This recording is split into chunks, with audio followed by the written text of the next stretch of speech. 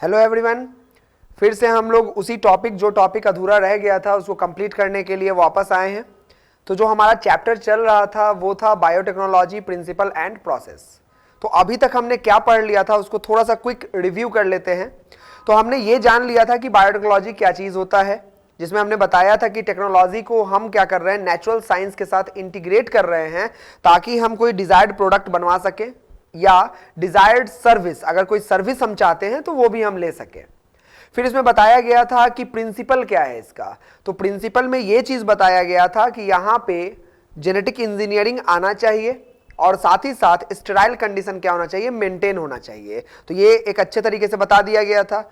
फिर हमने टूल्स को डिस्कस किया था और टूल्स में बताया था कि तरह तरह के टूल्स होते हैं। जैसे सबसे पहला टूल्स तो यही होता है हमारा कि डिजायर्ड डीएनए। जिस डीएनए के हिसाब से तुम कोई प्रोडक्ट बनवाना चाहते हो उसको पहले सेलेक्ट तो करो। तो सबसे पहला टूल तो डिजायर्ड डीएनए होगा।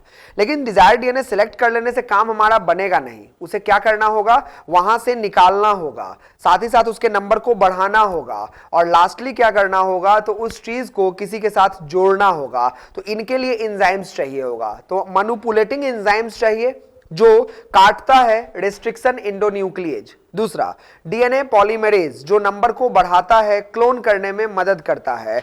और तीसरा जो है वो कौन है यहाँ पे, तो तीसरे एंजाइम का नाम है लाइगेज जो वेक्टर के साथ डिजायर्ड डीएनए को लाइगेट करता है।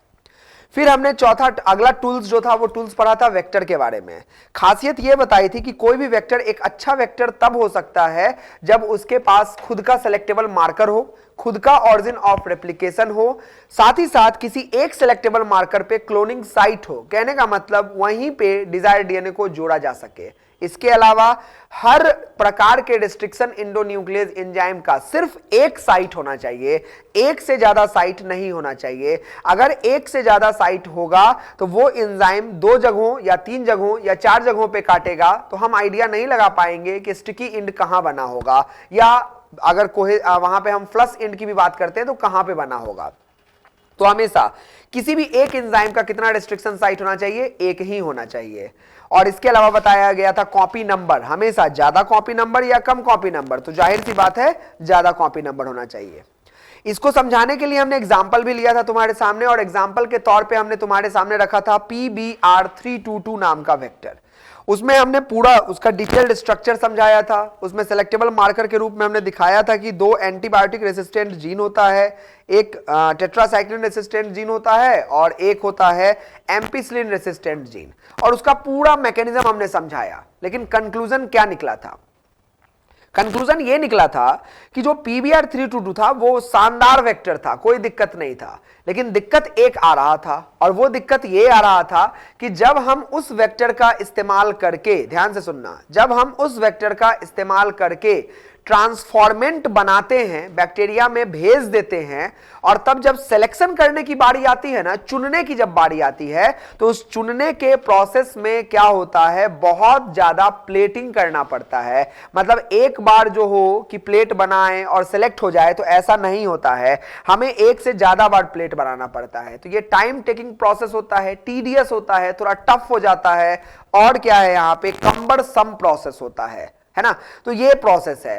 तो अब सवाल आता है हमारे सामने कि क्या हर वेक्टर का इस्तेमाल करने पे इतना ही समय लगता है, क्या इतना ही प्लेट बनाना पड़ता है? तो नहीं बच्चों, ऐसा बिल्कुल नहीं है। बहुत सारे ऐसे वेक्टर्स हैं जिनमें हम क्या कर सकते हैं, बहुत ही आसान तरीके से कम समय में रिकॉग्नाइज कर सकते हैं। तो चलिए वैसा ही एक एग्जांपल जो सिलेबस में है तुम्हारे सामने रिप्रेजेंट करते हैं। अनदर वेक्टर का एग्जांपल लेते हैं। Example of another vector। ठीक है, another प्लाज्मिड का हम एग्जांपल लेते हैं, और another प्लाज्मिड हम लेते हैं PuC8। ठीक है, PuC8। अगर हम PuC8 की बात करें तो P मतलब है यहां पे प्लाज्मिड,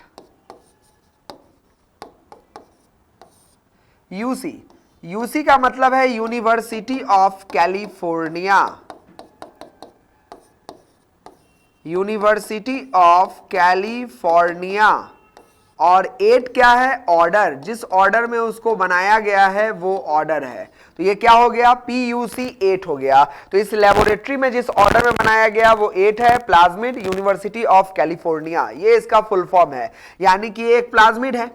अब जाहिर सी बात है ये प्लाज्मिड बना कैसे होगा? तो ये प्लाज्मिड बनता है बाय कॉम्बिनेशन ऑफ PBr322, मतलब जो PBr322 है उसका थोड़ा सा कंपोनेंट लिया गया और M13 फेज एलिमेंट होता है, M13 फाज एलिमेंट होता है, उसका कुछ पोर्शन लिया गया और दोनों को जोड़कर क्या बनाया गया है? PUC8 बनाया गया है। तो by formed by association of PBr322 and M13 phase filament, M13 phase filament, इन दोनों के कॉम्बिनेशन से जो बन के तैयार हुआ है वो है अपना कौन सा? PUC8, PUC8। तो चलो अब इसका स्ट्रक्चर देखते हैं तो चीजें तुम्हारे लिए बहुत आसान हो जाएंगी। तो PUC8 जो होता है ना, पहले उसका स्ट्रक्चर देख लिया जाए। तो ये भी एक प्लाज्मिड है, तो सर्कुलर डीएनए होगा, ये लीजिए सर्कुलर डीएनए यहां पे हमने बना लिया है, ये सर्कुलर डीएनए हमारा तैयार है। अब यहां पे क्या होता है? इस वेक्टर का, ये है PUC8, इसका साइज PBr322 इतना नहीं होता है, इसका साइज थोड़ा सा छोटा होता है। तो ये एक डिसएडवांटेज हो गया, मतलब ये ज्यादा बड़ा डिजायर्ड डीएनए को कैरी ऑन नहीं कर सकता है। इसका साइज कितना है? 2.75 kb। और अगर याद हो तुम सभी लोगों को तो PBr322 का साइज हमने कितना बताया था बच्चों? तो उसका साइज बताया गया था 4.3 kb और इसका साइज कितना होता है? 2.75 kb। तो ये एक थोड़ा परेशानी तो है यहां, लेकिन कोई बहुत बड़ा परेशानी नहीं है ना। इसका कॉपी नंबर शानदार है, इसका कॉपी नंबर कितना होता है? 500 से 700, यानी कि अगर हम PUC8 में किसी डिजायर्ड डीएनए को जोड़कर अगर हम किसी सेल में किसी होस्ट में भेजते हैं तो ये अपना कॉपी बना बना के कितना नंबर एग्जिस्ट कर लेगा? 500 से 700 के नंबर में एग्जिस्ट करेगा। इसी को हम लोग क्या कहते हैं? Copy number. तो देखिए अगर हम भेजे एक, ये तुरंत कॉपी बना के तुरंत कितना कॉपी बना लेगा? 500 से 700। चूंकि ये अपना कॉपी बनाएगा, इसमें डीएनए को लगा के भेजे थे तो डीएनए का भी कितना कॉपी बन जाएगा? 500 से 700। तो ये एक फायदा हुआ कि नहीं हुआ? तो PBr322 की तुलना में इसका कॉपी नंबर बेहद ही शानदार होता है। ठीक है, अब चलिए इसके डिजाइन की बात करते हैं। इसके डिजाइन में खास ये देखा गया कि इधर की तरफ एक जीन है, ये बस हम मार्क कर रहे हैं, यहां पे जीन है और ये जो जीन है यहां पे, इस जीन के अंदर क्या होता है?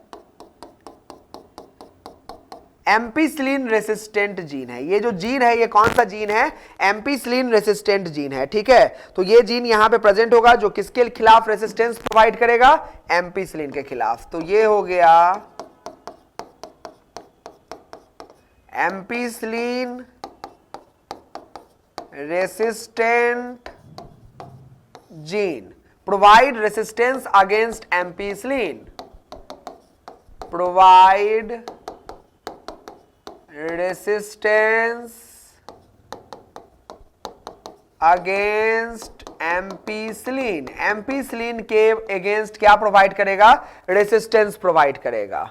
अगला, यहां पे जो जीन होता है, ये वाला जो जीन होता है, अगर इस जीन की यहां पे बात की जाए तो ये एक एंटीबायोटिक को रेसिस्ट करने वाला जीन नहीं होता है, ये एक इंजाइम कोडिंग जीन होता है। कौन सा जीन होता है? इंजाइम कोडिंग जीन होता है और इसका नाम है lack Z gene.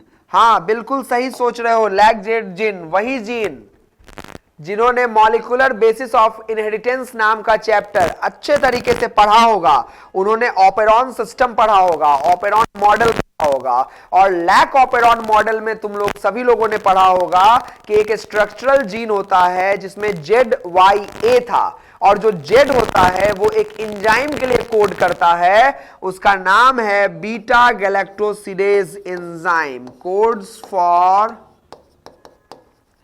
Enzyme beta galactosidase, beta galactosidase, और इसका सबस्ट्रेट है, इट्स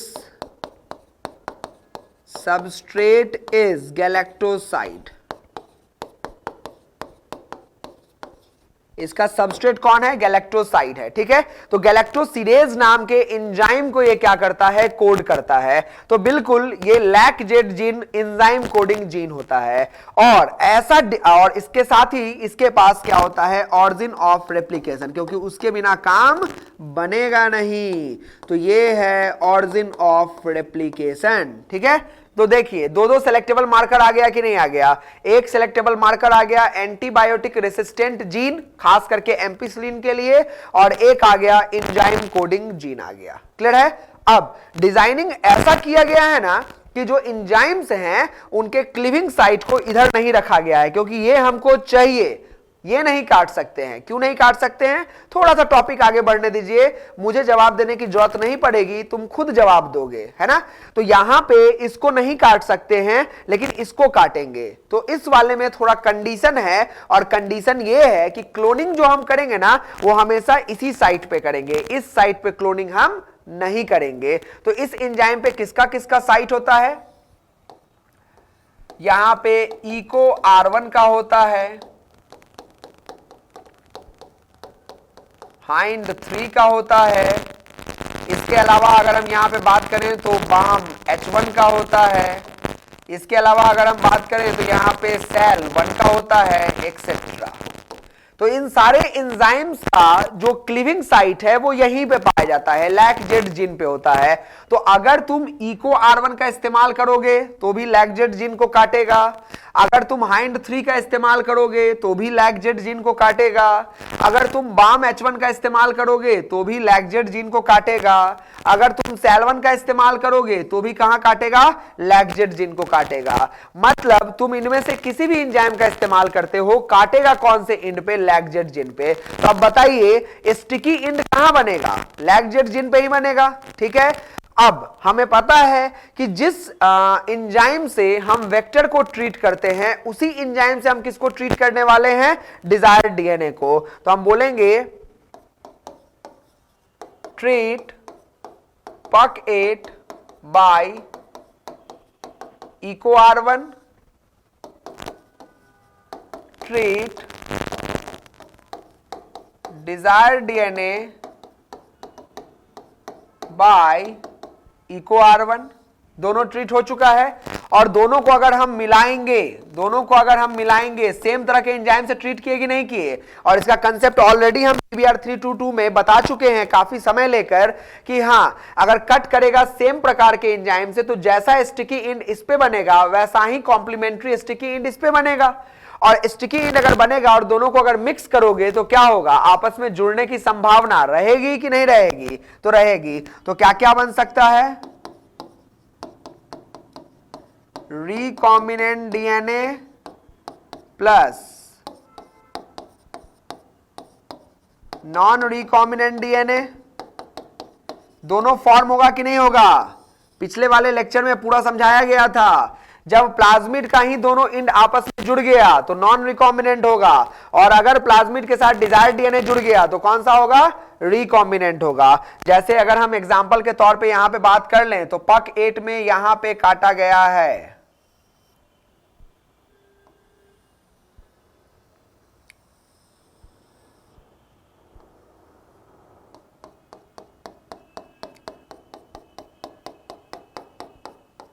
कौन सा एंड कटा है? ये वाला एंड कटा है। और ये कौन सा रेसिस्टेंट जीन है?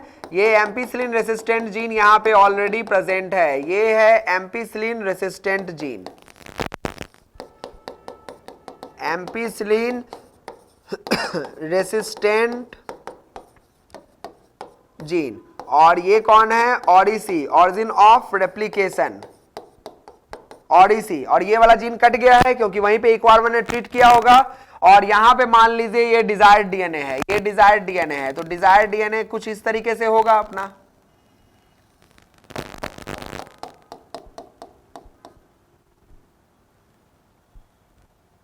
डिजायर्ड डीएनए जो है वो कुछ इस तरीके से यहां पे होगा और यहां पे भी इंड बन चुका है, ठीक है। और जब इस दोनों को मिक्स करेंगे तो कॉम्बिनेशन जो बनेगा वो कैसा बनेगा, या तो यही आपस में जुड़ गया होगा, तो लो जुड़ गया, ये वाला ही आपस में जुड़ गया,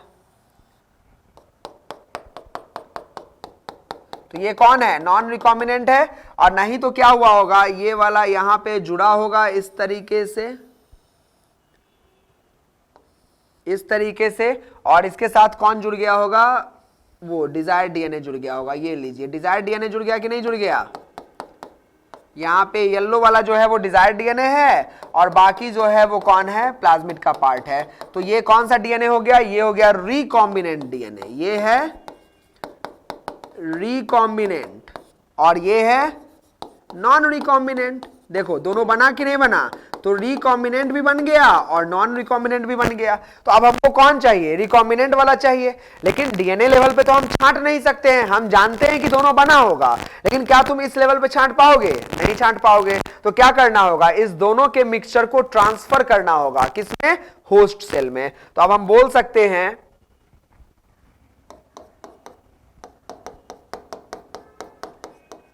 mixture of recombinant DNA, rDNA and nrDNA, non-recombinant DNA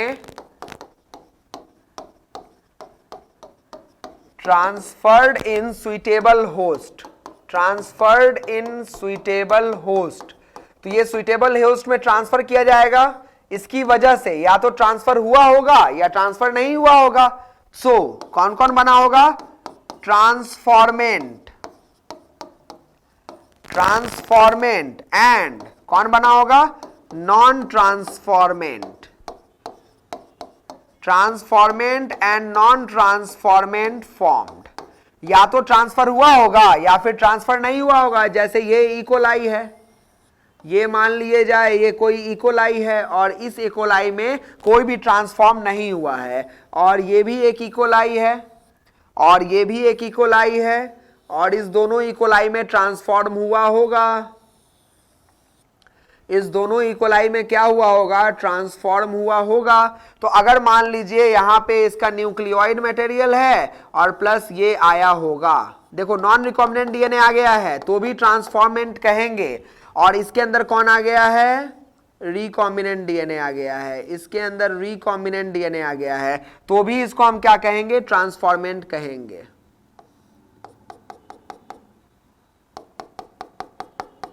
ये रिकॉम्बिनेंट डीएनए आ गया है और ये इसका क्या हो गया, न्यूक्लियोइड मटेरियल हो गया। और यहां पे सिर्फ न्यूक्लियोइड मटेरियल है, ना तो ट्रांसफॉर्म, ना तो इसमें रिकॉम्बिनेंट आया है ना ही नॉन रिकॉम्बिनेंट आया है। इसका मतलब इस दोनों को क्या कहा जाएगा, ट्रांसफॉर्मेंट कहा जाएगा, और इस वाले को क्या कहा जाएगा, नॉन ट्रांसफॉर्मेंट। तो नॉन ट्रांसफॉर्मेंट किसको कहते हैं, जिसमें ना तो रिकॉम्बिनेंट डीएनए गया है ना ही रिकॉम्बिनेंट नॉन रिकॉम्बिनेंट गया है, और जिसमें या तो रिकॉम्बिनेंट गया है या नॉन रिकॉम्बिनेंट गया है। अगर कुछ भी गया है तो उसको क्या कहा जाएगा, ट्रांसफॉर्मेंट, और जिसमें कुछ नहीं गया है उसको क्या कहा जाएगा, नॉन ट्रांसफॉर्मेंट। तो चलो यहीं पे समझ लेते हैं, जिसमें चाहे रिकॉम्बिनेंट गया हो चाहे नॉन रिकॉम्बिनेंट गया हो। देखिए जो नॉन रिकॉम्बिनेंट है उसके पास भी एम्पिसिलिन रेसिस्टेंट जीन होगा, और जो रिकॉम्बिनेंट है उसके पास भी एम्पिसिलिन रेसिस्टेंट जीन होगा। अरे यही ना है जी एम्पिसिलिन रेसिस्टेंट जीन, तो जो रिकॉम्बिनेंट है उसके पास भी एम्पिसिलिन रेसिस्टेंट जीन होगा, और जो नॉन रिकॉम्बिनेंट है उसके पास भी एम्पिसिलिन रेसिस्टेंट जीन होगा। तो जिस बैक्टीरिया में, ये लाइन समझ में आया, जो नॉन रिकॉम्बिनेंट है उसमें भी एम्पिसिलिन रेसिस्टेंट जीन होगा, जो रिकॉम्बिनेंट है उसमें भी एम्पिसिलिन रेसिस्टेंट जीन होगा। क्लियर है ना जी। तो अब यहां पे सिंपल सा भाषा है, चाहे इसमें नॉन रिकॉम्बिनेंट जाए चाहे रिकॉम्बिनेंट जाए, एम्पिसिलिन रेसिस्टेंट जीन यहां भी है, एम्पिसिलिन रेसिस्टेंट जीन यहां भी है, तो ये दोनों बैक्टीरिया एम्पिसिलिन वाले मीडिया में ग्रो कर पाएगा कि नहीं कर पाएगा, समझ में आ रहा है। ये दोनों बैक्टीरिया एम्पिसिलिन के मीडिया में ग्रो कर पाएगा कि नहीं कर पाएगा, तो हां बिल्कुल कर पाएगा। लेकिन क्या ये ग्रो कर पाएगा, नहीं कर पाएगा, क्योंकि इसके अंदर कोई पक 8 वगैरह नहीं आया है। तो बताइए ट्रांसफॉर्मेंट और नॉन ट्रांसफॉर्मेंट को छांट लिए कि नहीं छांट लिए। ट्रांसफॉर्मेंट को कैसे छांटेंगे, तो हम बोलेंगे क्या कि हम एक प्लेट बना लेंगे और उस प्लेट पे क्या करेंगे कि वही जो तरीका बताए थे, लेना है और स्प्रेड कर लेना है, इंक्यूबेटर में छोड़ देना है रात भर के लिए, और फिर कॉलोनीज को देखना है। जो उस प्लेट पे कॉलोनी बनाया होगा उस प्लेट पे जिसका कॉलोनी बना होगा, तय बात है वो कॉलोनी किसका होगा, ट्रांसफॉर्मेंट का, और नहीं होगा किसका, नॉन ट्रांसफॉर्मेंट का। क्यों? क्योंकि उस प्लेट में हमने एक एंटीबायोटिक ऐड किया था। क्या नाम था उसका, एम्पीसिलिन। तो क्या हमने बनाया है, हमने एक प्लेट बनाया है। लीजिए ये एक प्लेट है, plate containing culture media, containing media plus ampicillins. Culture media plus क्या है, एम्पीसिलिन है। तो ये हमने एक प्लेट बना लिया है। अब हम क्या करते हैं, इसमें हम डाल रहे हैं, तो हमने उसमें मिक्सचर डाला ट्रांसफॉर्मेंट एंड नॉन ट्रांसफॉर्मेंट का। तो हम इसमें क्या कर रहे हैं, मिक्सचर ऑफ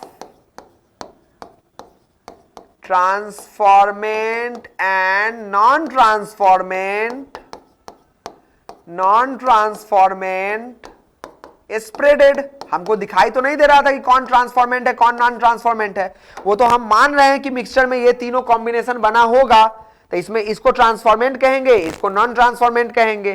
तो हमने बस ऐसे ही यहां स्प्रेड कर दिया और इसको इंक्यूबेट किया होगा रात भर। इंक्यूबेट करने के बाद जब हमने देखा होगा तो इस पे क्या बना होगा, कॉलोनीज बना होगा। आफ्टर ओवरनाइट इंक्यूबेशन कॉलोनीज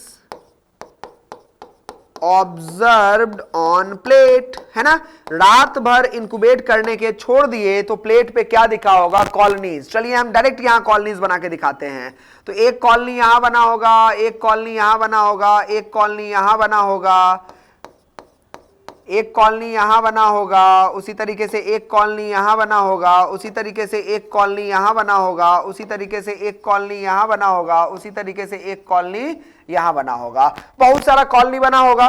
तो ये सब कुछ कॉलोनीज बन गए। अच्छा ये बताइए ये कॉलोनीज किसका रहा होगा, कॉमन सेंस लगाओ, कॉलोनी किसका रहा होगा, बैक्टीरिया का। कौन से बैक्टीरिया का कॉलोनी रहा होगा, जिसके अंदर पक8 गया है कि नहीं गया है, तो गया है। इसका मतलब कैसे पता चला, क्योंकि यहां कौन है, एम्पीसिलिन है।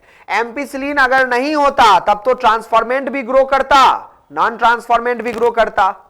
प्लस हम जितना भी स्टेराइल एनवायरनमेंट देने की कोशिश करें, थोड़ा मोड़ा तो बैक्टीरिया आ ही जाएगा। इसलिए हम प्रयास करते हैं, हमेशा प्रयास करते हैं कि अगर कल्चर मीडिया में ग्रो करवाने की बात हो ना, तो उसमें किसी ना किसी एंटीबायोटिक को जरूर रखा जाए, ताकि जिस बैक्टीरिया में तुम एंटीबायोटिक के खिलाफ रेसिस्टेंस दे सकते हो वही ग्रो करेगा, बाकी कोई और ग्रो नहीं करेगा। तो एक चीज तुमको समझ में आ जाना चाहिए अब कि पक8 हो चाहे PBr322 हो, इन सभी वेक्टर में एक चीज कॉमन आया कि इसके पास एंटीबायोटिक रेसिस्टेंट जीन है। और ये इसलिए रखा गया है ताकि हम कोशिश तो करते हैं कि स्टेराइल कंडीशन दें, और बिल्कुल देते हैं, लेकिन फिर भी प्लेट में हवा अगर आएगा भी, कंटामिनेशन अगर होगा भी, तो क्या ही फर्क पड़ेगा, क्योंकि उस प्लेट में हमने ऑलरेडी एंटीबायोटिक डाल रखा है, और उस प्लेट पे वही बैक्टीरिया ग्रो करेगा जिसके पास उस एंटीबायोटिक के खिलाफ क्या होगा, रेसिस्टेंट होगा। और एंटीबायोटिक के खिलाफ रेसिस्टेंट तो तभी ना होगा जब उसमें तुम किसी वेक्टर को इस्तेमाल करोगे, क्योंकि वेक्टर में तुमने ऑलरेडी जो जीन का चुनाव किया है वो कौन सा जीन है, वो एंटीबायोटिक रेसिस्टेंट जीन है। तो अब बताइए अगर पक8 को कहीं पे किसी सेल में भेज दिया जाएगा तो ये एम्पीसिलिन के खिलाफ रेसिस्टेंस देगा कि नहीं देगा, तो हां बिल्कुल देगा। तो अब बोलिए जरा, यहां पे ट्रांसफॉर्मेंट ग्रो किया है कि नॉन ट्रांसफॉर्मेंट ग्रो किया है, तो ट्रांसफॉर्मेंट। तो हम क्या बोल सकते हैं, all colonies obtained on this plate is of transformant, because non-transformant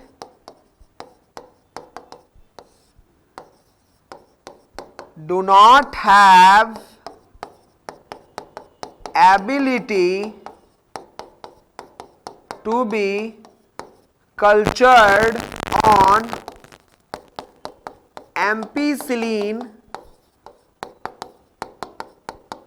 containing media, उसके पास एम्पीसिलिन कंटेनिंग मीडिया पे ग्रो करने की एबिलिटी नहीं होती है। क्लियर है बात अपना? ये चीज यहां पे हो गया। तो अब क्या करना है लास्ट चीज? तो लास्ट चीज ये करना है कि बस एक ही प्लेट में मेरा काम हो जाएगा। ये डिफरेंट कॉलोनीज हैं, अब इन्हीं में कोई ट्रांसफॉर्मेंट विथ रिकॉम्बिनेंट होगा और इसी में कोई ट्रांसफॉर्मेंट विथ क्या होगा? Non recombinant. ध्यान से सुनना, अब इसी में कोई होगा ट्रांसफॉर्मेंट विथ रिकॉम्बिनेंट वाला और इसी में कोई होगा ट्रांसफॉर्मेंट विथ नॉन रिकॉम्बिनेंट वाला। क्या बताओ, देख के पता चल रहा है? नहीं पता चल रहा है। तो ये कौन होगा? कॉलोनीज ऑफ आइदर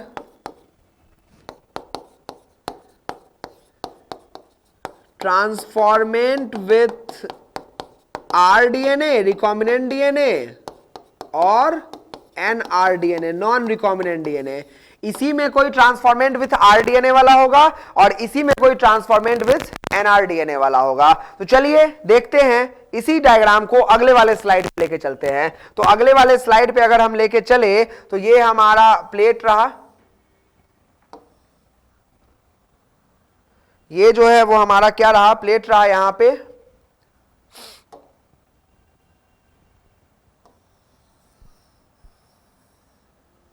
ठीक है, तो ये प्लेट रहा हमारा। अब इस कंडीशन में अगर हम बात करें तो यहां पे जो कॉलोनीज बन के तैयार हुए थे वो ये एक कॉलोनी था, सेम वैसा ही बना लेते हैं। एक कॉलोनी यहां पे था, एक कॉलोनी यहां पे था, एक कॉलोनी यहां पे था, एक कॉलोनी यहां पे था। सेम डायग्राम है जो लास्ट वाले स्लाइड पे बनाया गया है। ठीक है, ऐसा ही डायग्राम है। तो ये कॉलोनीज कुछ यहां पे बने हुए थे। ये किसके कॉलोनीज थे? ट्रांसफॉर्मेंट विथ रिकॉम्बिनेंट और transformant with non recombinant DNA. किसके? ट्रांसफॉर्मेंट विथ रिकॉम्बिनेंट या ट्रांसफॉर्मेंट विथ नॉन रिकॉम्बिनेंट। आ जाइए, आइए इधर जरा। जो रिकॉम्बिनेंट डीएनए है उसके पास लैक जेड है कि नहीं है? बताओ जरा, क्या इसके पास लैक जेड जीन है? नहीं है। तो क्या बोलेंगे? Lack Z gene of PUC8 inactivated due to insertion of कौन सा डीएनए? Dzire DNA. लाइन समझ में आया? यहीं पे ना डिजायर डीएनए को इंटर करवा दिए। यहां पे कौन सा था? लैक जेड जीन था और हमने क्या किया? लैक जेड के ही जगह पे इंसर्ट करवा दिया डिजायर डीएनए को। तो डिजायर डीएनए के इंसर्ट होने की वजह से लैक जेड जीन क्या हो गया है? इनएक्टिवेट हो गया है। तो इसके पास तो नहीं है, लेकिन इसके पास लैक जेड जीन है कि नहीं है? तो यहां लैक जेड जीन है। लैक जेड जीन प्रेजेंट कहां पे होगा? अपने लोकेशन पे। यही है ना लैक जेड जीन। तो ये है lack Z gene. Lack Z gene इसमें प्रेजेंट है लेकिन इस वाले में प्रेजेंट नहीं है। अब देखिए, अगर लैक जेड जीन होगा तो ये एंजाइम बनेगा कि नहीं बनेगा? बिल्कुल बनेगा। तो बताइए, रिकॉम्बिनेंट वो एंजाइम बना पाएगा? नहीं बना पाएगा। तो हम लिख सकते हैं रिकॉम्बिनेंट कभी भी वो एंजाइम को कोड नहीं कर पाएगा। क्या नॉन रिकॉम्बिनेंट बना पाएगा? हाँ भाई बिल्कुल बना पाएगा। तो नॉन रिकॉम्बिनेंट बना पाएगा लेकिन रिकॉम्बिनेंट नहीं बना पाएगा। चलिए, वो कंसेप्ट हमारे सामने आ चुका है। हम बोल सकते हैं rDNA recombinant DNA will not code for कौन सा? Beta galactosidase enzyme. Beta galactosidase enzyme as lac Z gene absent. Lac Z gene absent ये नहीं बना सकता है। और नॉन रिकॉम्बिनेंट डीएनए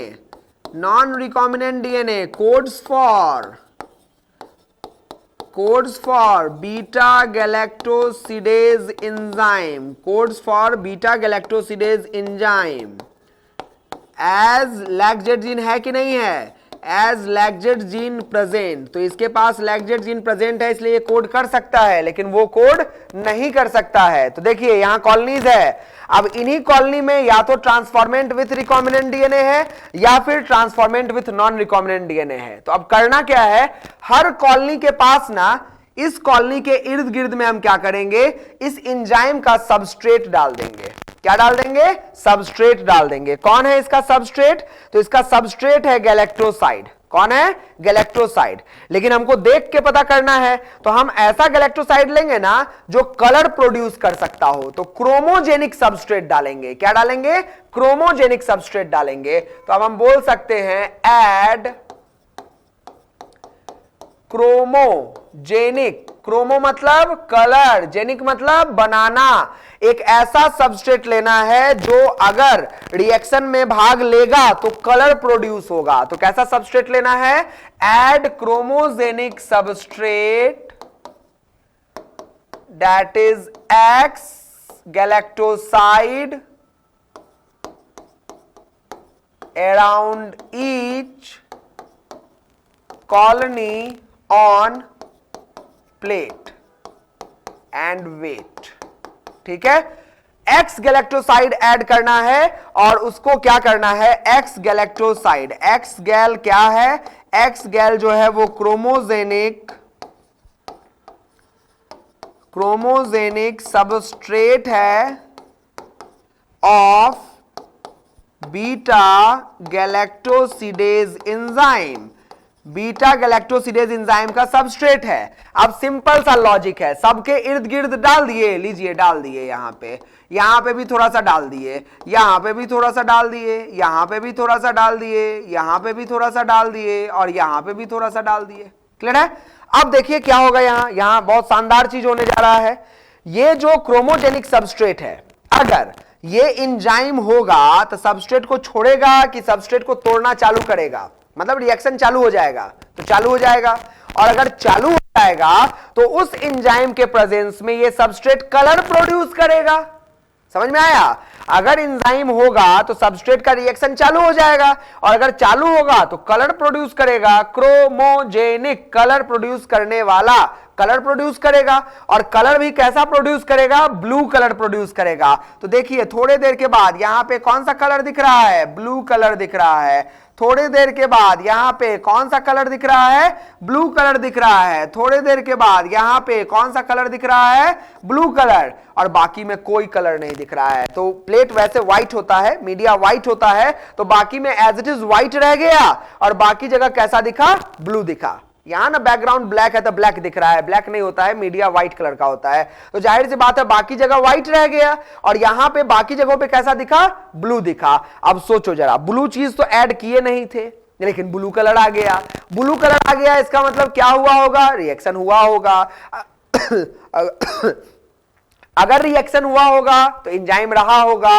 एंजाइम रहा होगा, ये फटाफट, एंजाइम रहा होगा तो एनआरडीएनए है कि आरडीएनए है? तो एनआरडीएनए है। मतलब जिस जिस कॉलोनी के इर्द गिर्द में ब्लू कलर आया होगा वो सब ट्रांसफॉर्मेंट विथ क्या? नॉन रिकॉम्बिनेंट डीएनए होगा। और जिसके इर्द गिर्द में व्हाइट कलर एज रह गया होगा, कोई भी कलर चेंज नहीं हुआ होगा, तो रिएक्शन नहीं हुआ होगा, किसी भी प्रकार के एंजाइम का फॉर्मेशन नहीं होता होगा। इसका मतलब वो क्या होगा? Transformant with recombinant DNA. समझ में आई बात? तो ये कॉलोनीज जो हैं, हम बोल सकते हैं colonies around which blue color observed means these colonies are of transformant with nrDNA, non-recombinant DNA. Colonies around which white color remained, बच गया, remained वही रह गया, means no enzyme produced by no beta galactosidase. ऐसा ना हो कि हम नो एंजाइम लिख दिए तो कुछ और ही मान लिए। No beta galactosidase enzyme produced by colony means these colonies are of transformant with rDNA. कौन सा डीएनए? आरडीएनए। देखिए एक लेवल में पता चला कि बार बार करना पड़ा, हम सिर्फ एक बार प्लेट किए। हमको समय लगा बताने में क्योंकि हम तुमको कंसेप्ट बता रहे हैं। जाहिर सी बात है कंसेप्ट जानने में थोड़ा समय तो लगता है, लेकिन एक बार दिमाग में अगर फिट हो गया तो मुझे नहीं लगता कि इससे क्वेश्चन तुमसे छूटने वाला है। बस ध्यान से पढ़ना और चीजों को कॉपी पे लिखते जरूर चलना। अगर नहीं पढ़ोगे, कंसंट्रेशन नहीं रहेगा, चीजें नहीं समझ में आएंगी और आता हुआ सवाल तुमसे गलत होने जा रहा है। तो ध्यान देना, जो रिकॉम्बिनेंट है उसके पास डिजायर्ड डीएनए इंटर किया होगा। तुम कहां इंटर करवा रहे थे? लैक्जेड हटा रहे थे, वहां डीएनए बिठा रहे थे। अब ऐसा तो हो नहीं सकता है कि डीएनए बैठ भी जाएगा और लैक्जेड होगा भी, संभव ही नहीं है। तो अगर डीएनए बैठा तो लैक्जेड नहीं रहेगा, अगर लैक्जेड है तो डीएनए नहीं बैठा है। तो लैक्जेड अगर है तो नॉन रिकॉम्बिनेंट डीएनए है, और अगर डीएनए बैठा है, new DNA, desired DNA add हुआ है, तो मतलब है क्या? तो मतलब है लैक्जेड जीन नहीं है। और अगर लैक्जेड जीन नहीं है तो बीटा गैलेक्टोसिडेज एंजाइम भी नहीं है। और अगर बीटा गैलेक्टोसिडेज एंजाइम नहीं है तो उसका सबस्ट्रेट अगर डालेंगे तो रिएक्शन होगा कि नहीं होगा? और ऑब्वियस सी बात है नहीं होगा। और जब रिएक्शन ही नहीं होगा तो क्या कलर प्रोड्यूस होगा?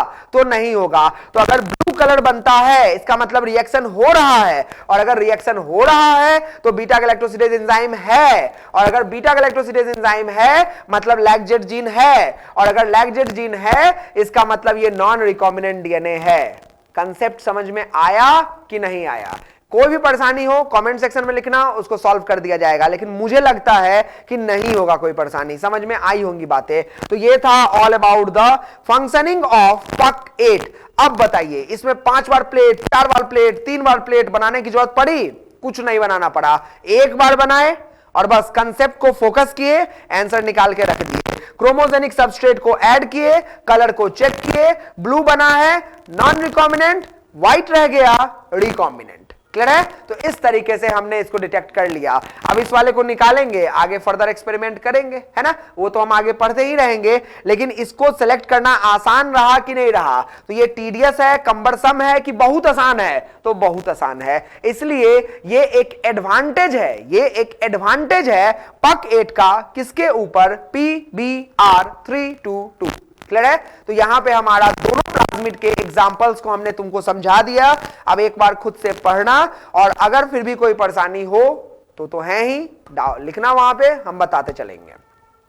तो हमने देख लिया वेक्टर किस तरीके से काम करता है, और इस देखने के दौरान एक और चीज हमने देख लिया कि यहां पे जब हम कट करते हैं तो कोई एक ऑलरेडी जो जीन होता है उसको हटा के एंड देन डीएनए बैठता है, यानी कि उसको इनएक्टिवेट करता है। जब इसकी इंसर्शन होती है तो ऑलरेडी प्रेजेंट जीन इनएक्टिवेट होता है। अगर बात PBr322 की हो रही है तो अगर मैं दोहराऊं तो बाम H1 से अगर काटते थे तो टेट्रासाइक्लिन रेसिस्टेंट जीन कटता था और वहीं डिजायर्ड डीएनए आके बैठता था। तो आसान भाषा में वहां डिजायर्ड डीएनए बैठता था, किसको हटाकर? टेट्रासाइक्लिन रेसिस्टेंट जीन को हटाकर। अगर हम PVU1 का इस्तेमाल करें तो PBr 322 में, तो वापस से एम्पिसिलिन रेसिस्टेंट जीन को हटाएगा, डिजायर्ड डीएनए बैठेगा, है ना? तो किसी एक जीन को हटाते हैं तब वहां डिजायर्ड डीएनए को बैठाते हैं, यानी कि डिजायर्ड डीएनए के इंसर्शन के दौरान ऑलरेडी प्रेजेंट जो 2 सेलेक्टेबल मार्कर हैं उनमें से कोई एक क्या हो रहा है? इनएक्टिवेट हो रहा है। इसी को हम लोग कहते हैं इंसर्शनल इनएक्टिवेशन। क्या कहते हैं बच्चों? इसी को हम लोग कहते हैं इंसर्शनल इनएक्टिवेशन। इंसर्शनल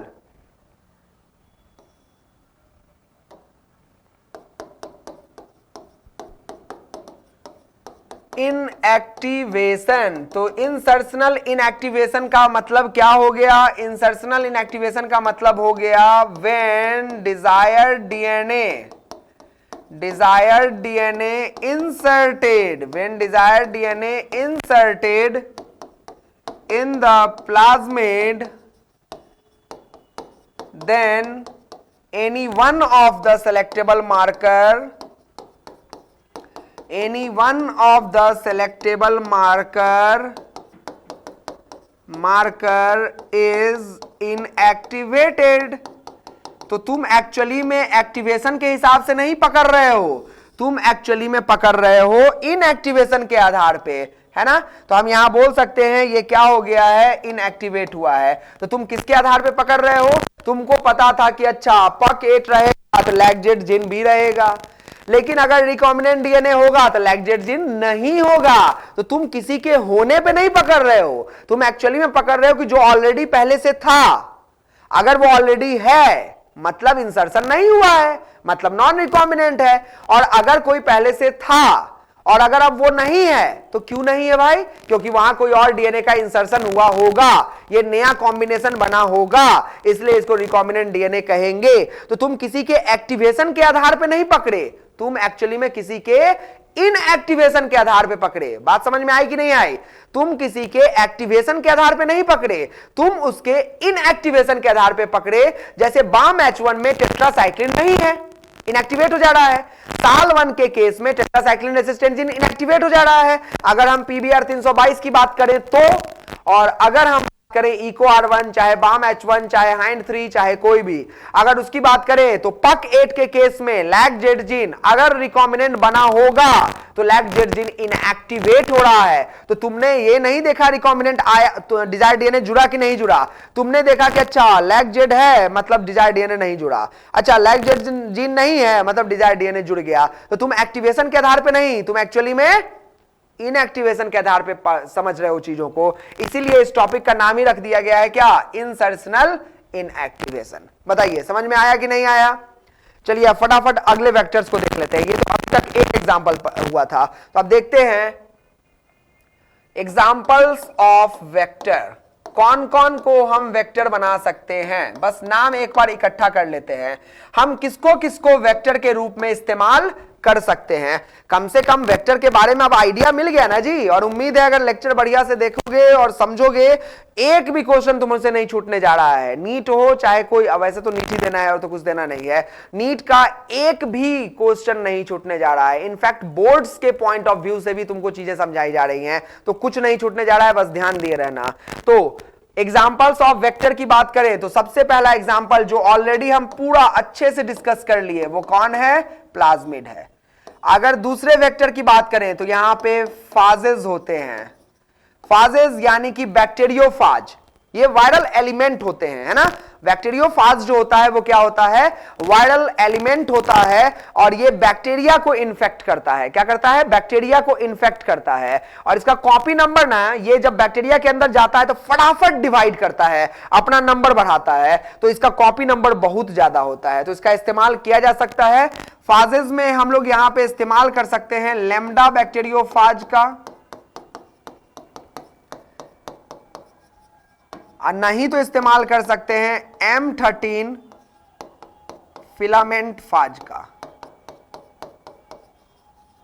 हम इन दोनों में से किसी का इस्तेमाल कर सकते हैं, हम इसका भी इस्तेमाल कर सकते हैं, हम इसका भी इस्तेमाल कर सकते हैं। बस याद रहे ये सिंगल स्ट्रैंडेड होता है, M13 सिंगल स्ट्रैंडेड डीएनए होता है। तो अगर तुम सिंगल स्ट्रैंडेड डीएनए को कहीं पे ट्रांसफॉर्म करवाना चाहते हो तो तुम किसका इस्तेमाल करोगे, M13 का इस्तेमाल करोगे। तो M13 का यहां पे हम इस्तेमाल कर सकते हैं।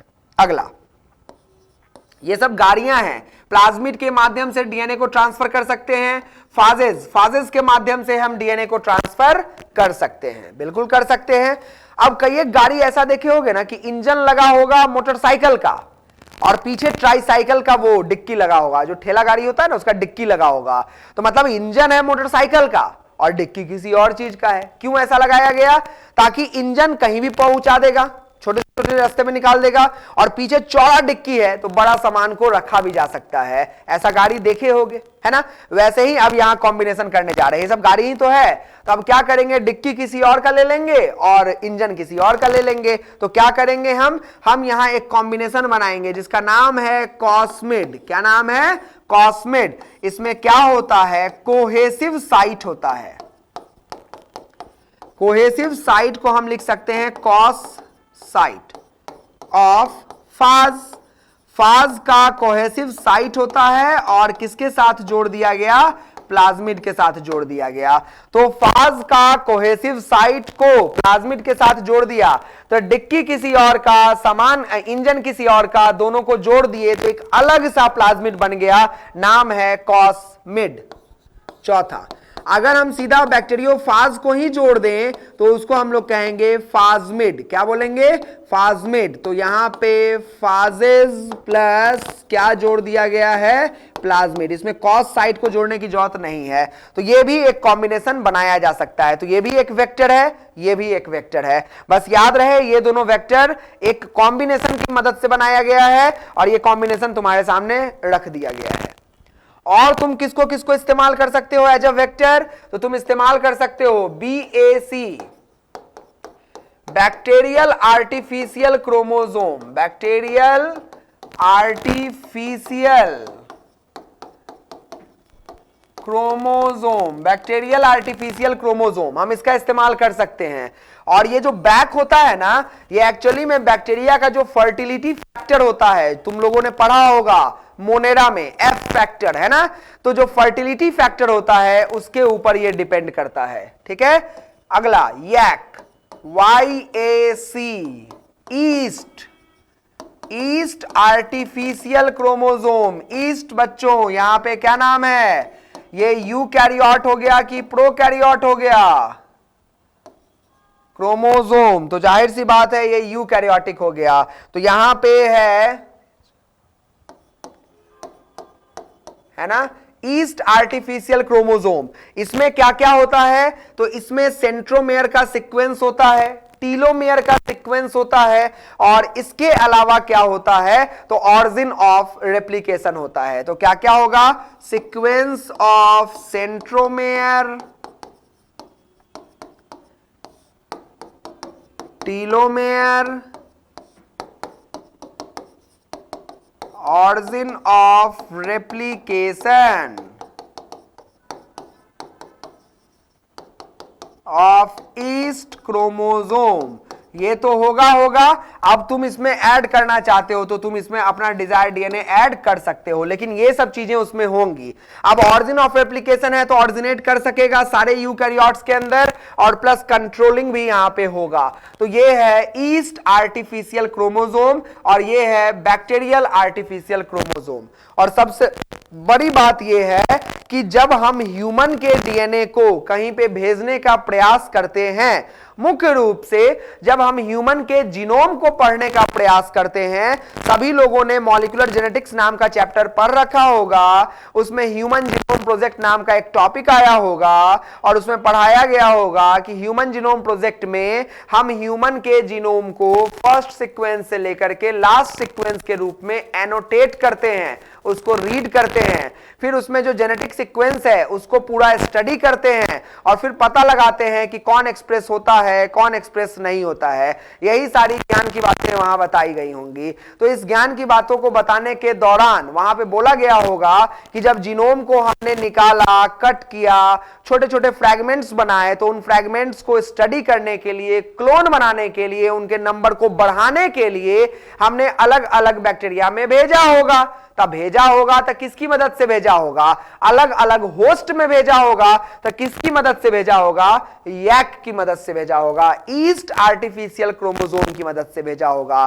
समझ में आ रहा है? क्योंकि ह्यूमन के जीनोम का जो फ्रैगमेंट बनेगा ना, उसका साइज काफी बड़ा होता है। तो बड़े साइज के डीएनए को अगर ट्रांसफॉर्म करना है तो किसका इस्तेमाल होने वाला है? YAC का। उसकी तुलना में छोटे साइज को भेजना है तो किसका इस्तेमाल होगा? BAC का। और उसकी तुलना में अगर छोटे का करना है तो इन दोनों का इस्तेमाल होगा। उसकी तुलना में छोटे का करना है तो फिर फाज या किसका इस्तेमाल होगा? प्लाज्मिड। तो देखिए यहां पे तुम्हारे पास गाड़ियों का ऑप्शन लगा दिया गया है। छोटा डीएनए ले लो, थोड़ा बड़ा डीएनए ले लो, और बहुत बड़ा डीएनए तो ये और ये ले सकते हो। तो इस तरीके से तुम्हारा काम आसान हुआ कि नहीं हुआ? तो इस तरीके से हम हर तरह का प्लाज्मिड इस्तेमाल कर सकते हैं। साइज के हिसाब से हमारे पास बुफे लगा हुआ है, हम चुनाव कर सकते हैं। अब अगला बुफे की तरफ बढ़ते हैं और क्या लगा दिया गया है, यहां पे ट्रांसपोजोन का भी इस्तेमाल किया जा सकता है। बिल्कुल सही सोच रहे हो, वही ट्रांसपोजोन जिसको जंपिंग जीन कहा जाता है। जंपिंग जीन ये एक से अपने पोजीशन को छोड़कर एक से दूसरे पोजीशन पे जीनोम में जंप करता है, तो ट्रांसपोजोन का भी हम इस्तेमाल कर सकते हैं। अगर हमको ट्रांसपोजेबल एलिमेंट की जानकारी हो तो उस ट्रांसपोजेबल एलिमेंट में अगर हम अपने डिजायर्ड डीएनए को जोड़ देंगे तो वो ट्रांसपोजेबल एलिमेंट को छोड़ देंगे और वो अपने आप यहां से जंप करके किसी और जीनोम पे, मतलब उसी होस्ट के अंदर जाएगा और हमारे डिजायर्ड डीएनए को पहुंचा आएगा। तो इस तरीके से हम ट्रांसपोजोन का भी इस्तेमाल कर सकते हैं। क्लियर है? और हम किसका इस्तेमाल कर सकते हैं, तो अगर एनिमल्स के अंदर तुमको भेजना है तो तुम रेट्रोवायरस का भी इस्तेमाल कर सकते हो। किसका इस्तेमाल कर सकते हो? रेट्रोवायरस का। तो हम यहां पे रेट्रोवायरस का भी इस्तेमाल कर सकते हैं। लेकिन याद रहे, जो रेट्रोवायरस होता है वो यूजुअली अगर देखा जाए तो यहां पे ऑन्कोजेनिक ट्रांसफॉर्मेशन भी करवा देता है। तो रेट्रोवायरस को थोड़ा सा मॉडिफाई करना पड़ेगा। अगर डायरेक्टली भेज दोगे तो दिक्कत कर देगा, दूसरा ही प्रॉब्लम क्रिएट कर देगा। तो रेट्रोवायरस को पहले हमें क्या करना पड़ेगा? डिसआर्म करना पड़ेगा। क्या करना पड़ेगा? डिसआर्म करना पड़ेगा। डिसआर्म्ड यानी कि मॉडिफाइड, इसको हल्का सा मॉडिफाई करना पड़ेगा। डिसआर्म्ड रेट्रोवायरस आर यूज्ड, मतलब इसके वो सेगमेंट को हटा देना होगा जो हमारे अंदर ट्यूमरोजेनिक इफेक्ट शो कर सकता है, और उसके अलावा फिर वहां डिजायर्ड डीएनए वगैरह ऐड करके इसको भेज दिया जा सकता है। तो रेट्रोवायरस का भी इस्तेमाल यहां पे हम लोग कर सकते हैं। क्लियर है? और अगला सिर्फ डाइकॉट प्लांट के लिए एक जुगाड़ बताने जा रहे हैं। बिल्कुल सही, डाइकॉट प्लांट मोनोक्लॉट प्लांट में एप्लीकेबल नहीं है, मतलब सिर्फ प्लांट, और प्लांट में भी किसके लिए? डाइकॉट प्लांट के लिए। और वो कौन है? वो है एग्रोबैक्टीरियम ट्यूमीफेसियन। एग्रोबैक्टीरियम ट्यूमीफेसियन एक बैक्टीरिया होता है, एग्रोबैक्टीरियम ट्यूमीफेसियन। और ये बैक्टीरिया जो होता है ये इन्फेक्ट करता है, इन्फेक्ट ओनली डाइकॉट की मोनोकॉट, सिर्फ डाइकॉट। तो ये एप्लीकेबल होगा सिर्फ डाइकॉट के लिए। मोनोकॉट प्लांट में इसका रूल नहीं चलेगा, इसके द्वारा नहीं होगा। तो सिर्फ किसके लिए होने वाला है? डाइकॉटिलेडोनी, है ना। तो चलिए देखते हैं इसमें क्या है। ये एक बैक्टीरियम है, लीजिए ये एक बैक्टीरियम है। इस बैक्टीरियम में ये एक प्लाज्मिड है, लीजिए ये एक प्लाज्मिड है। और ये जो प्लाज्मिड है ना, इस प्लाज्मिड का नाम है टीआई प्लाज्मिड, क्योंकि ये ट्यूमर इंड्यूस करता है। क्या नाम है? TI plasmid. इस प्लाज्मिड का नाम है टीआई प्लाज्मिड। तो ये हो गया Ti plasmid, tumour inducing plasmid, tumour inducing plasmid of Agrobacterium tumefaciens. ठीक है, इसको बाहर निकाल लेते हैं और फिर थोड़ा देखते हैं कि इसमें क्या है इस प्लाज्मिड में। तो चलिए अगले स्लाइड पे देखते हैं। ये रहा टीआई प्लाज्मिड, देखना मैकेनिज्म थोड़ा ध्यान से समझना। ये टीआई प्लाज्मिड रहा, है ना।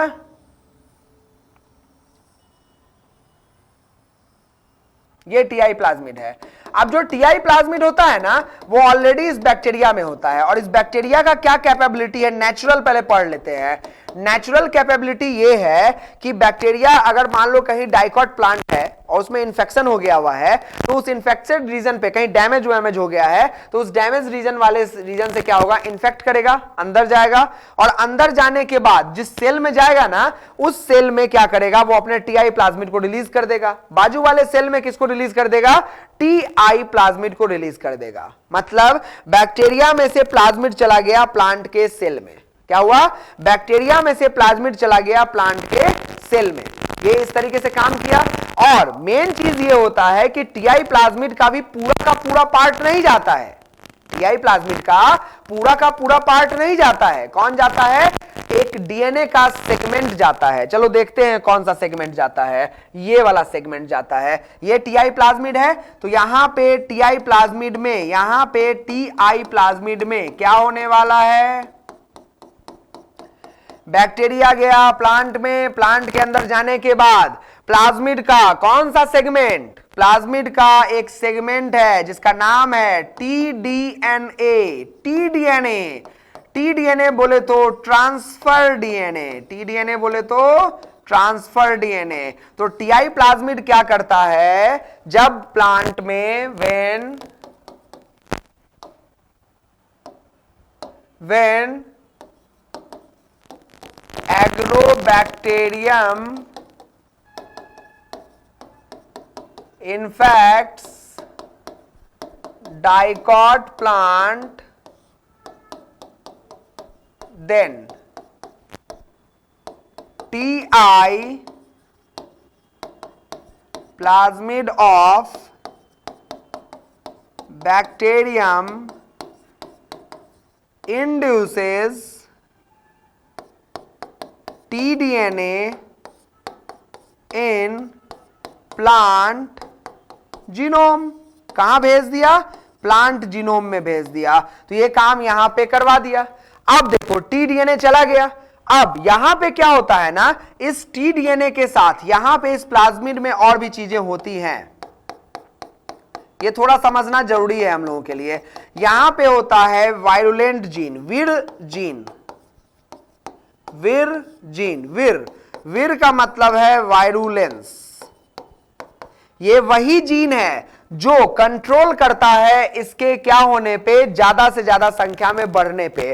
प्लस ये जीन अगर नहीं जाएगा ना तो काम नहीं बन पाएगा, ये जीन अगर नहीं जा पाएगा तो काम नहीं बन पाएगा। तो इस जीन का प्लाज्मिड में होना अति आवश्यक है, इस जीन का प्लाज्मिड में होना अति आवश्यक है। तो ऐसा होता है कि लोग कहते हैं यही जीन हटा देंगे, भाई इस जीन को नहीं हटाना है। अगर इस जीन को हटा दोगे तो इसका जो नंबर बनने वाला है, कॉपी बनने वाला है, जिसको तुम ट्रांसफर करना चाहते हो, बन ही नहीं पाएगा। प्लाज्मिड है तो ऐसे ही थोड़ी तोड़ के भेज देगा, पहले कॉपी बनाएगा तब ना भेजेगा। तो इसके कॉपी को बनवाने के लिए इस जीन का होना बहुत जरूरी है। तो ये जीन वायरुलेंस जीन है, ये बहुत जरूरी चीज है ना। तो ये चीज यहां पे होगा। अब होता क्या है कि ये करता क्या है कि जैसे ही प्लाज्मिड आया होगा तो वायरुलेंस जीन एक्टिव होगा और ये इसका कॉपी बनवाएगा और इसका कॉपी जाके प्लांट के जीनोम में जुड़ जाएगा। और ये जब जाके जुड़ेगा तो रेप्लिकेशन के रेट को बढ़ाएगा, प्लस वहां पे प्लांट के जीनोम में जाने के बाद एसेंशियल केमिकल बनाएगा। क्या बनाएगा, एसेंशियल केमिकल बनाएगा। और वो केमिकल बहुत जरूरी होता है इस बैक्टीरिया के नंबर को बढ़ने के लिए, वो केमिकल बहुत जरूरी होता है इस बैक्टीरिया के नंबर को बढ़ाने के लिए। मतलब कुल मिला के कहानी ये है कि एग्रोबैक्टीरियम पहले खुद जाता है, जाने के बाद टीआई प्लाज्मिड से टीडीएनए को ट्रांसफर करवा देता है। वो डीएनए जाता है और प्लांट के जीनोम में अपने आप को एक्सप्रेस करता है और एक्सप्रेस करने के बाद कुछ एसेंशियल केमिकल्स बनाता है। और वो केमिकल्स जो होते हैं, वो हार्मोन्स जो होते हैं, वो हार्मोन्स इस बैक्टीरिया के डेवलपमेंट के लिए बहुत जरूरी होते हैं। वो प्लांट के सेल में ट्यूमर को भी क्या कर देता है, इंड्यूस कर देता है। क्या इंड्यूस करता है, ट्यूमर इंड्यूस कर देता है। हार्मोन इसलिए हम बोलेंगे क्योंकि वो ग्रोथ हार्मोन्स होते हैं, तो वो ट्यूमर इंड्यूस कर देता है। तो वो जो सेल जिसमें इंफेक्शन हुआ है वो लगातार अनकंट्रोल्ड वे में प्रोलिफरेट करेगा।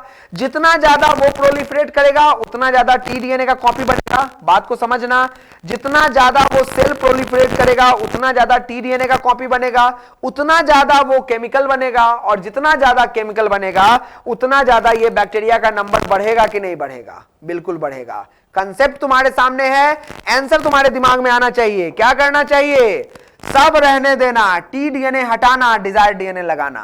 क्या करना, desire DNA inserted at place of tDNA and tDNA और recombinant DNA क्या हो गया, बन गया। and in this way recombinant DNA prepared, and in this way rDNA formed। Recombinant DNA तुम्हारा बन गया और फिर इस रिकॉम्बिनेंट डीएनए को तुम क्या करना, अपना छोड़ देना एग्रोबैक्टीरियम में। एग्रोबैक्टीरियम में चला जाएगा और फिर एग्रोबैक्टीरियम को कहना जाओ इन्फेक्ट करो। एग्रोबैक्टीरियम हमेशा की तरह डाइकॉट को इन्फेक्ट करेगा। इन्फेक्ट करने के बाद वायोलेंस जीन इस डीएनए का कॉपी बनाएगा और इस डीएनए को ट्रांसफर कर देगा प्लांट के जीनोम में। लेकिन अब की टी डीएनए की जगह पे तुम्हारा क्या जा रहा है, डिजायर्ड डीएनए जा रहा है। बताइए तो पहुंचा दिए कि नहीं पहुंचा दिए? एकदम निश्चित रूप से पहुंचेगा, लेकिन दिक्कत यह है कि सिर्फ कहां पहुंचेगा, सिर्फ कहां पहुंचेगा, डाइकॉट में पहुंचेगा। तो ये एक पंगा है इसके साथ कि ये सिर्फ डाइकॉट में कर सकता है, बाकी अदर जगहों पे ये अपना काम परफॉर्म नहीं कर सकता। लेकिन कहीं भी किया, कुछ तो किया, फायदा हुआ कि नहीं हुआ? तो ये है एग्रोबैक्टीरियम की मदद से टीआई प्लाज्मिड के कंसेप्ट को जान लेने के बाद इसको एज अ वेक्टर के रूप में इस्तेमाल करना। तो ये भी एक वेक्टर का एग्जांपल है। और कौन हो सकता है? तो एक लास्ट वेक्टर हम तुम्हारे सामने रखने जा रहे हैं और वो है शटल वेक्टर। वो कौन है? Shuttle vector. क्यों इसका ऐसा नाम पड़ा शटल? शटल वेक्टर वो वेक्टर होता है जिसके पास यूकैरियोट और प्रोकैरियोट दोनों का ऑरिजिन ऑफ रेप्लिकेशन होता है। यानी कि अगर इसको प्रोकैरियोट में भेजोगे तो भी ऑरिजिन ऑफ रेप्लिकेशन है, रेप्लिकेट कर लेगा, और अगर इसको यूकैरियोट में भेजोगे तो भी इसके पास ऑरिजिन ऑफ रेप्लिकेशन है, ये रेप्लिकेट कर लेगा। तो हम कह सकते हैं have oriC of both eukaryote and prokaryote. जैसे शटल जब बैडमिंटन का गेम होता है तो दोनों पक्ष की तरफ जाता है, वैसे ही ये वेक्टर दोनों में जा सकता है, यूकैरियोट में भी जा सकता है, प्रोकैरियोट में भी जा सकता है। इसीलिए इसका नाम रख दिया गया है शटल वेक्टर। शटल वेक्टर का अगर हम एग्जांपल तुम्हारे सामने रखें तो इसका एग्जांपल है YEP, yeast episomal plasmid. YEP, yeast episomal plasmid. तो इसका इस्तेमाल हम यहां पे कर सकते हैं।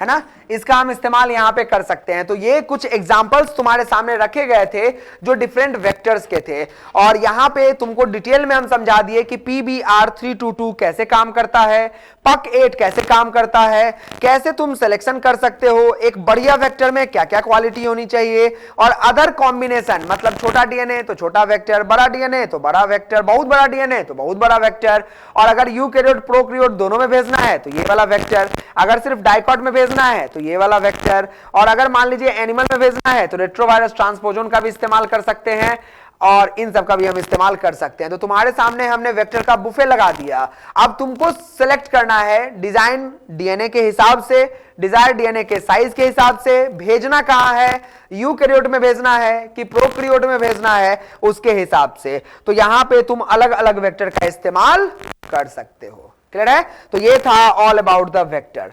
और लास्ट है होस्ट। लास्ट टूल कौन है? होस्ट है। तो जाहिर सी बात है लास्ट टूल अगर हम बात करें,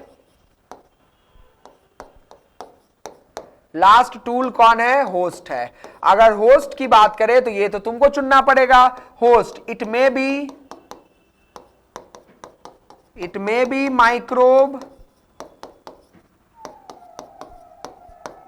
प्लांट्स, एनिमल्स।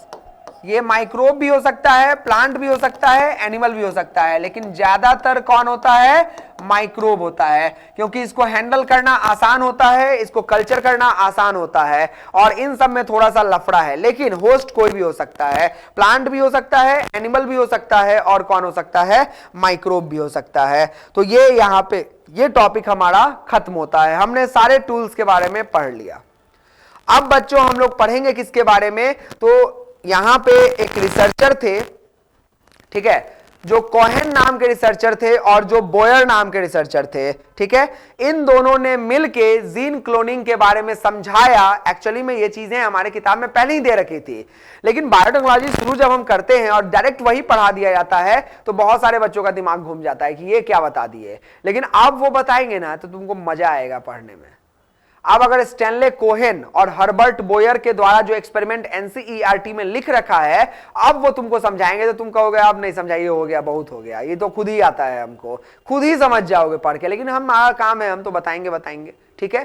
प्लस इतना अगर ध्यान से पढ़े होगे ना इसको ईमानदारी से, तो इतना तय है कि आप जब प्रोसेस तुमको बताएंगे ना कि डीएनए निकालना है, ये करना है, वो करना है, तो अगला स्टेप तुम खुद तुम्हारे दिमाग में आएगा कि अगला ये होगा, फिर अगला ये होगा, फिर अगला ये होगा। मतलब इस तरीके से तुमको इनपुट दे दिया गया है कि चीजें तुमको अपने आप होने लगेंगी। ठीक है, तो अगला इस लेक्चर को यहीं पे एंड करते हैं और अगले वाले लेक्चर में वो लास्ट लेक्चर होगा और उसमें हम क्या करेंगे, कंप्लीट प्रोसेस को एक साथ ही कंप्लीट कर देंगे। कोशिश मेरी यही रहेगी, अगर कोई दिक्कतें ना आई तो कोशिश मेरी यही रहेगी कि उसको पूरा एक साथ ही प्रोसेस को क्या कर दिया जाएगा, कंप्लीट कर दिया जाएगा।